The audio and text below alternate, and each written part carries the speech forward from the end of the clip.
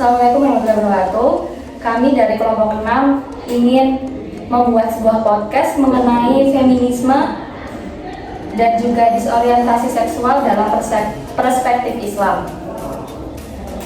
Untuk pertanyaan yang pertama yaitu kita kan pasti udah nggak asing nih sama istilah feminisme dan juga disorientasi seksual. Nah, kalau menurut kalian sendiri itu apa sih feminisme dan juga disorientasi seksual itu? Kalau untuk feminisme menurut saya adalah sebuah gerakan atau pemikiran yang memperjuangkan kesetaraan hak antara laki-laki dan perempuan. Tujuan utamanya adalah menghapuskan diskriminasi dan ketidakadilan terhadap perempuan dalam berbagai aspek kehidupan seperti pendidikan, pekerjaan politik, dan hukum. Namun feminisme ini ada berbagai aliran dan pandangan. Ada yang sesuai dengan nilai-nilai keadilan dalam Islam, seperti memperjuangkan hak atas pendidikan dan perlindungan terhadap kekerasan. Namun ada juga feminisme modern yang lebih ekstrim dan menurut kebebasan mutlak yang kadang bertentangan dengan nilai-nilai agama. Disorientasi seksual adalah kondisi di mana seseorang mengalami kebingungan atau penyimpangan dalam orientasi seksualnya, seperti tertarik pada sesama jenis atau homoseksual, baik dua jenis atau biseksual, atau merasa tidak sesuai dengan identitas gender biologisnya atau transgender.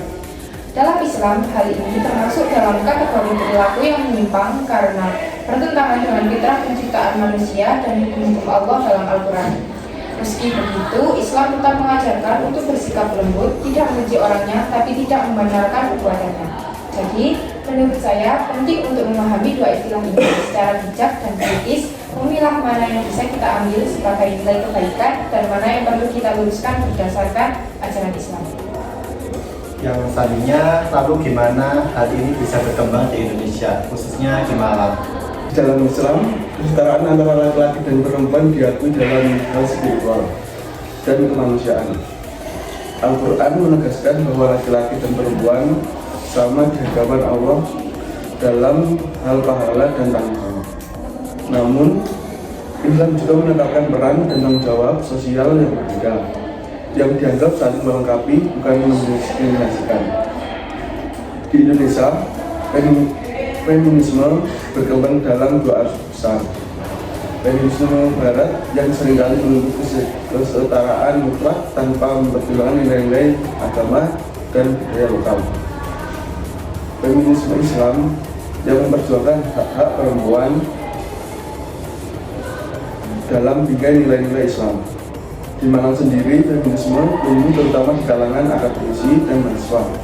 Mengingat kota ini adalah kota pendidikan, banyak diskusi dan seminar tentang gender dan kesetaraan berlangsung di kampus-kampus seperti UIN Malang atau Universitas Brawijaya. Namun, pemahaman masyarakat Malang yang mayoritasnya Muslim menyebabkan feminisme yang tidak sejalan dengan ajaran Islam, sering ditolak atau dikritik oleh tokoh agama dan organisasi keislaman seperti NU dan Muhammadiyah. Yang kedua yaitu tentang perspektif Islam tentang disorientasi seksual dan perkembangan di Indonesia. Islam secara tegas melarang hubungan sesama jenis dan disorientasi seksual karena dianggap menyimpang dari fitrah penciptaan manusia. Di dalam Islam, seksualitas hanya diperbolehkan dalam ikatan pernikahan antara laki-laki dan perempuan. Namun fenomena ini disorientasi seksual seperti LGBT tetap muncul dalam perkembangan di Indonesia, terutama melalui pengaruh global dan media sosial. Gerakan ini menuntut penerapan hak individu tanpa memperhatikan norma agama. Khususnya di Malang sendiri, yaitu meskipun secara umum masyarakat menolak praktik LGBT karena latar belakang religius yang kuat, komunitas-komunitas dengan orientasi seksual berbeda tetap ada dan berkembang secara tersembunyi, terutama di lingkungan kampus atau komunitas seni. Beberapa aktivis mencoba membingkai isu LGBT seperti bagian dan hak asasi manusia. Namun pendekatan ini sering ditentang oleh tokoh-tokoh agama lokal. Kesimpulannya yaitu feminisme dalam Islam bisa diterima jika tujuannya menegakkan keadilan dan tidak menyalahi syariat Islam. Disorientasi seksual ditolak dalam ajaran Islam karena dianggap bertentangan dengan fitrah dan nilai moral Islam. Khususnya di Malang, sebagai kota dengan identitas Islam yang kuat dan basis pendidikan yang besar, kedua isu ini berkembang lewat diskursus akademik, namun tetap mendapatkan tantangan dari masyarakat religius dan tokoh agama. Oke, lalu selanjutnya melihat dari Indonesia sendiri kan mayoritasnya itu beragama Islam. Nah, kalau dari Islam sendiri itu bagaimana sih pandangannya tentang feminisme dan juga disorientasi seksual itu? Jadi pandangan Islam terhadap feminisme secara umum, Islam tidak menolak ide kesetaraan antara laki-laki dan perempuan. Bahkan sejak awal turunnya wahyu, Islam telah mengangkat derajat perempuan dalam banyak aspek, mulai dari hak untuk hidup atau menghapus praktik penguburan bayi perempuan, hak pendidikan, hak atas harta, hak untuk memilih pasangan, hingga hak untuk berpendapat dalam urusan publik. Namun, feminisme modern sering membawa nilai-nilai yang melampaui batas ajaran Islam, seperti tuntutan untuk kebebasan mutlak atas tubuh, penghapusan perbedaan peran gender secara total, bahkan penolakan terhadap kodrat perempuan sebagai ibu. Dalam hal ini, Islam tidak bisa menerima karena setiap peran dalam Islam memiliki tanggung jawab yang mulia, bukan bentuk penindasan. Jadi, pandangan Islam terhadap feminisme adalah mendukung perjuangan untuk keadilan dan perlindungan hak perempuan, selama tidak bertentangan dengan syariat Islam. Yang kedua, pandangan Islam terhadap disorientasi seksual. Disorientasi seksual dalam hal ini, orientasi seksual yang menyimpang seperti homoseksual dan transgender, secara tegas ditolak dalam ajaran Islam. Al-Quran secara jelas menceritakan kisah kaum Nabi Lut yang dihancurkan karena praktik homoseksual mereka, yang menunjukkan bahwa tindakan tersebut dipandang sebagai dosa besar dan bertentangan dengan fitrah manusia. Islam mengajarkan bahwa hubungan seksual hanya dibenarkan antara laki-laki dan perempuan yang terikat dalam pernikahan yang sah. Segala bentuk hubungan seksual di luar itu, termasuk sesama jenis, adalah haram. Namun demikian, Islam juga mengajarkan kasih sayang dan membuka pintu taubat bagi siapapun yang melakukan kesalahan, selama mereka mau berubah dan memperbaiki diri. Maka pandangan Islam terhadap disorientasi seksual adalah penolakan terhadap praktiknya, namun tetap mendorong umat untuk bersikap bijak, tidak menghakimi secara kasar, dan mengajak kepada jalan yang benar dengan cara yang hikmah, bijak, dan santun. Kesimpulannya, sebagai umat Islam di Indonesia, kita dituntut untuk bersikap adil dan cerdas, mendukung perjuangan hak-hak perempuan secara proporsional, dan tetap menjaga kemurnian ajaran agama. Begitu juga dalam menghadapi isu disorientasi seksual. Kita perlu menolak penyimpangan tersebut dengan cara yang penuh kasih sayang, tanpa kebencian, serta tetap memegang teguh prinsip Islam yang rahmatan lil alamin. Nah, yang selanjutnya yaitu mengenai feminisme sendiri, hal apa sih yang menurut kalian paling penting untuk disorot atau diperjuangkan? Menurut saya, hal yang paling penting untuk disorot dan diperjuangkan dari feminisme, terutama dalam konteks Indonesia, adalah keadilan dan perlindungan terhadap perempuan dalam akses pendidikan, hukum, dan perlakuan sosial. Beberapa isu yang sangat penting yaitu: 1. Pencegahan kekerasan terhadap perempuan. Masih banyak perempuan yang menjadi korban kekerasan dalam rumah tangga, pelecehan seksual, hingga pernikahan paksa. Ini adalah isu utama yang harus diperjuangkan karena menyangkut keselamatan dan martabat manusia. 2. Akses setara terhadap pendidikan dan pekerjaan. Banyak perempuan yang masih terhalang akses untuk melanjutkan pendidikan atau mendapatkan pekerjaan yang layak, baik karena faktor budaya, ekonomi, maupun diskriminasi gender. 3. Keadilan dalam hukum dan perlindungan negara. Banyak kasus kekerasan seksual yang tidak berpihak pada korban perempuan. Sistem hukum harus lebih adil, berpihak pada korban, dan tidak menyudutkan perempuan dalam proses hukum. 4. Kesadaran tentang peran ganda perempuan.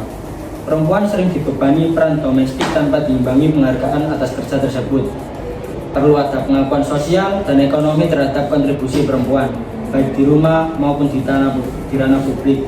Untuk kesimpulannya, yaitu feminisme yang relevan dengan konteks Indonesia adalah yang memperjuangkan keadilan, perlindungan, dan kesetaraan peran perempuan dalam koridor nilai-nilai moral dan budaya yang berlaku. Perjuangannya bukan untuk menyaingi laki-laki, tapi untuk memastikan bahwa perempuan tidak dirugikan atau diperlakukan tidak adil hanya karena jenis kelaminnya. Lalu apakah konflik antara nilai-nilai feminisme modern dengan ajaran Islam ini ada? Jika iya, bagaimana kita seharusnya menyikapi hal tersebut? Seharusnya ada sih, dan terdapat beberapa konflik antara nilai-nilai feminisme modern dengan ajaran Islam, terutama ketika feminisme dimaknai secara liberal atau sekuler yang tidak mengubah nilai-nilai agama. Feminisme modern cenderung menuntut persamaan mutlak antara laki-laki dan perempuan dalam segala aspek. Sementara Islam lebih menekankan pada wujud keadilan berdasarkan syariat, bukan persamaan total. Misalnya dalam hal warisan, kepemimpinan rumah tangga, dan juga peran sosial. Islam menetapkan pembedaan tanggung jawab yang dianggap saling melengkapi, bukan merendahkan. Selain itu, feminisme modern juga sering memperjuangkan kebebasan seksual, termasuk mendukung LGBT dan aborsi atas nama hak tubuh, yang jelas bertentangan dengan prinsip Islam menekankan kehormatan diri dan aturan dalam hubungan antar gender. Dalam beberapa kasus, feminisme juga mengkritik atau bahkan menolak otoritas tafsir agama yang dianggap patriarkal. Padahal dalam Islam, tafsir seharusnya dilakukan oleh orang yang memiliki keilmuan dan adab dalam memahami Al-Quran dan Sunnah. Untuk menyikapi hal ini, umat Islam perlu bersikap kritis dan selektif. Nilai-nilai feminisme yang selaras dengan ajaran Islam seperti keadilan gender, perlindungan tenaga perempuan, dan juga hak atas nama pendidikan bisa diterima dan diperjuangkan. Namun, nilai-nilai yang bertentangan dengan syariat harus ditolak. Salah satu pendekatan terbaik adalah membangun feminisme Islam, yaitu dengan memperjuangkan hak-hak perempuan dalam bingkai ajaran Al-Quran dan Sunnahnya. Selain itu, penting juga untuk memperkuat literasi gender dalam Islam agar umat tidak mudah menolak atau menerima feminisme secara mentah-mentah. Dengan cara ini, kita bisa mengambil manfaat dari gerakan feminisme tanpa meninggalkan prinsip Islam dan menjadi landasan hidup. Selanjutnya, sekarang kita akan ngomongin tentang disorientasi seksual. Maraknya kasus disorientasi seksual yang ada di Indonesia. Kalau menurut kalian selama ada di Malang ini, apakah pernah menjumpai hal yang berhubungan dengan isu ini? Pernah, dan maraknya kasus disorientasi seksual di Indonesia memang menjadi fenomena yang semakin terlihat, terutama dengan adanya media sosial dan keterbukaan informasi yang memudahkan individu untuk mengekspresikan identitas mereka secara terbuka. Di Kota Malang sendiri, sebagai kota pendidikan yang banyak dihuni oleh mahasiswa dari berbagai daerah dan latar belakang, isu ini cukup terasa. Selama berada di Malang, saya pribadi pernah menjumpai beberapa hal yang berhubungan dengan isu disorientasi seksual. Misalnya, ada beberapa mahasiswa yang secara terbuka menunjukkan identitas mereka sebagai bagian dari komunitas LGBT, baik melalui cara berpakaian, cara berbicara, bahkan lewat unggahan di media sosial. Tidak jarang juga di lingkungan kampus atau tempat nongkrong mahasiswa, saya mendengar cerita atau perbincangan yang menyinggung soal hubungan sesama jenis. Meskipun tidak semua dari mereka bersikap terbuka, keberadaan komunitas atau individu dengan orientasi seksual yang menyimpang memang nyata ada. Namun, yang penting dalam menyikapi hal ini adalah bagaimana kita sebagai mahasiswa muslim bisa tetap menjaga adab, tidak serta-merta menghakimi atau membenci, tetapi juga tidak membenarkan perilaku tersebut. Kita perlu menanamkan sikap empati sekaligus menguatkan prinsip Islam dan menyampaikan nilai-nilai kebenaran dengan cara yang santun dan bijak. Lingkungan kampus di Malang memberikan ruang untuk berpikir terbuka, tapi justru disitulah pentingnya mahasiswa muslim untuk tampil sebagai pribadi yang teguh pendirian, tetapi juga lembut dalam penyampaian. Kita tidak menutup mata terhadap fenomena ini, tapi juga tidak ikut larut dalam arusnya. Oke, kalau baru-baru ini kan ada berita tentang ojol di Malang yang dilihatin aneh-aneh sama penumpang laki-lakinya. Kalau menurut kalian sendiri itu bagaimana sih tanggapan tentang berita ini? Saya memahami bahwa Anda merujuk pada sebuah insiden di Malang yang melibatkan seorang pengemudi ojek online atau ojol yang menerima penilaian atau ulasan yang tidak biasa dari penumpang laki-laki yang dianggap menjurus ke arah homoseksualitas. Meskipun saya tidak menemukan detail spesifik tentang kejadian tersebut dalam sumber yang tersedia, kasus serupa telah dilaporkan sebelumnya, di mana pengemudi ojol mengalami situasi yang tidak nyaman atau tidak pantas dari penumpang. Dalam konteks ini, penting untuk menekankan bahwa setiap individu, termasuk pengemudi ojol, berhak atas rasa aman dan nyaman dalam menjalankan pekerjaannya. Tindakan yang menjurus pada pelecehan, baik secara verbal maupun non-verbal, tidak dapat dibenarkan dan harus ditangani dengan serius. Dari sudut pandang masyarakat Indonesia yang mayoritas beragama Islam, perilaku yang dianggap menyimpang dari norma-norma sosial dan agama, seperti tindakan yang menjurus ke arah homoseksualitas, seringkali mendapatkan penolakan. Namun, penting juga untuk menanggapi situasi seperti ini dengan bijak, tanpa melakukan diskriminasi atau kekerasan, dan tetap menjunjung tinggi nilai-nilai kemanusiaan dan hukum yang berlaku. Sebagai masyarakat, kita perlu mendorong adanya edukasi tentang etika berinteraksi di ruang publik dan penggunaan layanan umum. Pihak penyedia layanan ojek online juga diharapkan memiliki mekanisme yang efektif untuk menangani keluhan semacam ini, guna memastikan kenyamanan dan keamanan bagi semua pihak yang terlibat. Selanjutnya itu bagaimana media sosial memengaruhi persepsi mahasiswa terhadap feminisme dan isu disoriental seksual. Media sosial ini sangat berpengaruh ya, yang sangat besar dalam persepsi mahasiswa terhadap feminisme dan isu disorientasi seksual melalui platform seperti Instagram, TikTok, Twitter, dan YouTube. Maksudnya mahasiswa secara aktif terpapar pada berbagai pandangan, narasi, dan kampanye terkait kedua isu tersebut, baik dalam negeri maupun di luar negeri. Dalam konteks feminisme, media sosial sering menjadi sarana edukasi dan advokasi. Banyak akun atau komunitas yang membagikan konten-konten tentang kesetaraan gender, kekerasan terhadap perempuan, body positivity, hingga peran perempuan dalam masyarakat. Hal ini bisa meningkatkan kesadaran mahasiswa tentang pentingnya keadilan gender dan pemberdayaan perempuan. Namun di sisi lain, tidak sedikit konten yang menyuarakan feminisme dalam bentuk yang ekstrim atau liberal, yang bisa memicu konflik dengan nilai-nilai keislaman atau budaya lokal.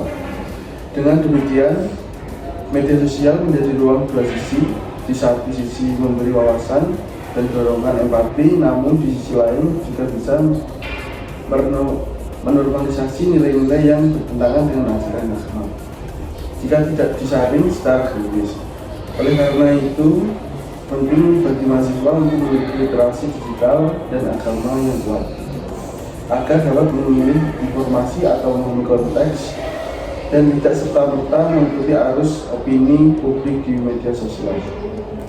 Oke, lalu selanjutnya bagaimana sih cara kalian sebagai mahasiswa muslim untuk menghadapi pengaruh-pengaruh dari budaya global yang seperti ini nih, yang seringkali juga bertentangan dengan nilai-nilai Islam, apalagi terkait disorientasi seksual dan juga feminisme.